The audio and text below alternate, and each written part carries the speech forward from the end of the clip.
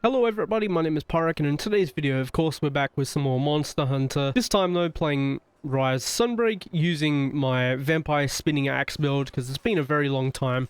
And I wanted to go fight a Garangolm today. Now, why Garangolm? With specifically this build instead of like a traditional Spinning Axe set. For those that haven't seen this build, essentially it's like a lazy variation of Spinning Axe, where you basically spam air dash as much as possible while maintaining your spinning axe mode and things like that. Just to... Okay.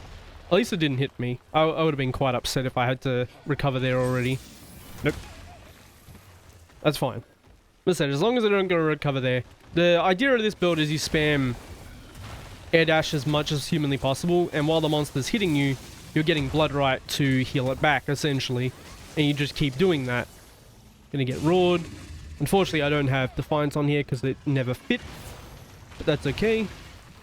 And the Roar should be able to beat Bloodlust, which is also a heal with Berserk. Wait for the Hyper Armor, because otherwise you'll get hit by like 3 different hitboxes there. Hyper Armor it again. And yeah, this is all you do, really. We want to aim towards these front arms, because they take the most amount of damage in general. Fine, just wait. Go back that way. Surprised he actually didn't reach. Because that could have been really, really bad. We get hit there. Luckily we got Intrepid. And this is essentially the game plan. You just spam away at this. You could also do regular swings and stuff as well. But obviously, if I'm going to hyper armor stuff, I want to make sure that I actually get it during the hyper armor frame, which is at the start. Essentially on the way up you get iframes or hyper armor. It's not iframes. And then yeah. Ooh, actually, hopefully that didn't break it.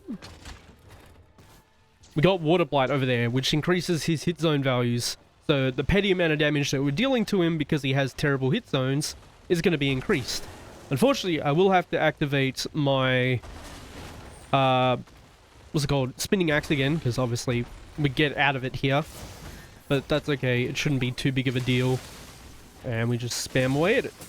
Also, once we break apart, we won't need to rely on Bloodright to heal, which is going to be fantastic. I'm actually going to reset my Berserk there, because we've taken a stupid amount of hits, even though I honestly didn't have to, because we've also got Bloodlust, as you see, which just healed me to full.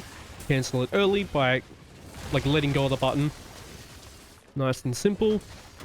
And this is of course against the 300 monster, so probably going to take a bit, just because his hit zones are terrible. I think his highest is a 45, and that's on the front arms here. And even then, you can see it's not that good. Really not. Okay, that's fine. Just wanted to activate my shield real quick. Is a damage boost, so we'll take it. Bang. Obviously, there's not a whole lot of threat there, so I'm going to do it anyway. He's exhausted. That's fine. Go through the Roar. Bang, bang. It's enraging again. Do one swing. No head drag yet? Okay. Good to know. Cool, we got a broken arm now, so I can heal on that arm. Intrepid went through that, thankfully. What are you doing, buddy? I've also got healing bats, as you can see behind him there. So now I've built up healing as well by just hitting him, essentially. Rock throw. Beautiful. Staggers are pretty decent with this build too, which is great, because normally you don't want to get things staggered all too often. Aerial hitbox. Luckily only one of them hit me. Get away so I don't get hit. Coming over? Yep. Nice. I should aim that to the side. As I mentioned, his hit zones are kind of bad, so you really want to be aiming for those arms as much as humanly possible, otherwise it's just going to take forever.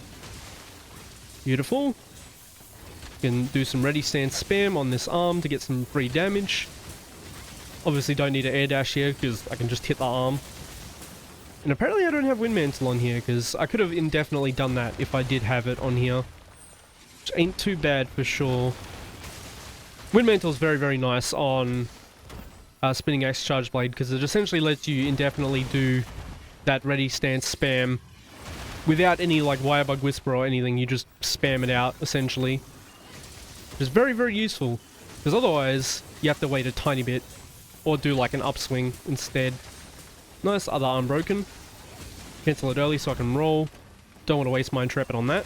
Also, you build up Intrepid pretty quick. Obviously, because we're doing quite a few hits. There's not like a lot of other fast weapons where it builds up slowly. You can actually get it really, really quick. With this weapon instead. Rock through. He backs up a lot there, sadly. But at least we can still land something. Cancel it early. Again, we missed all of it, unfortunately. But it's fine, since he's exhaust. He sits down there for a second. Rock throw again. Again, he falls back, unfortunately, so not going to land a whole lot off it. Go back that way. I went into the wall, hopefully to hit him, but again, it just didn't reach. Let's actually swap scrolls so we can get this active. Thank you. And this. Beautiful. Got swap scroll and everything first. So we can go through all this. Ah, unfortunate. Such a waste of Intrepid there. But that's okay. Again, I should have gone for the arm. I guess go for opposite arm there. They can actually hit it a decent bit. Sweep. Sweep. Rare that he actually does double sweep. Very, very rare that he does it. There. Think. Didn't do it that time. Fine. What are you doing, buddy? Drag. Probably should have waited a little bit longer because of that. Figured the hyper armor would have ended. And it certainly did. Go into another one. Also, you can spam it indefinitely with... I'm surprised he didn't reach. You can spam air dash indefinitely, obviously, off of landing. I can't remember if I actually have one Wirebug Whisperer on here to do this, but you can generally do it indefinitely. I should have gone the other arm. As I said, I'm pretty sure I can hit the other arm on the way up there, instead of, like, missing most of the swings. Oh, okay. Let's go, cat. Huge paralysis or shock trooper. Oh, it's just a shock trap. What am I talking about? Shock trooper would have gotten me a free stun if it was on his face, for example. Let it land. There. Beautiful. Be surprised if we don't fail a damage check, because again, these hit zones are just garbage. But we take those. Get some damage on the arm. Of course, do our ready stance spam. As you can see, it's a very, very relaxed set. That's why I kind of labeled it lazy build. This and my hunting horn generally. Really, really, like, relaxing sets to use. I can't even hit his arm there. Maybe I go towards the body for punches, just so it hits in general. That's fine. At least some of it hit. We take that. Good stagger, we get another one. Easy stuff. Go towards the arm. Bzzz. Obviously, you can use this with a regular set as well. If you just want to slot in stun resistance, you might be able to heal through it well enough without Berserk. But, as I said, this is just like the laziest variation. You can just relax through entire Huns, basically. I cancelled it early. He does a head drag, so wait. There. On that enrage, he does a head drag, of course, one hit. But yeah, extremely relaxing build.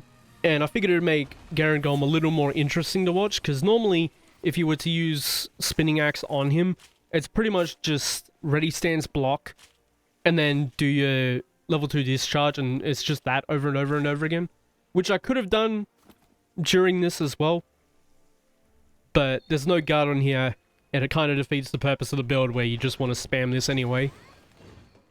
Yeah, that's Vampire Spinning Axe, or just like an air dash immortal set, semi-immortal set, if you haven't seen it before. Very relaxing to use, and still did relatively well, considering that was a 300 of one of the monsters that has some of the worst hit zones, because it's literally just his arms. Well, everybody, that was playing around in some more Monster Hunter Rise Sunbreak, this time using my Vampire Spinning Axe build, or like an air dash build, or immortal build, whatever you want to call it.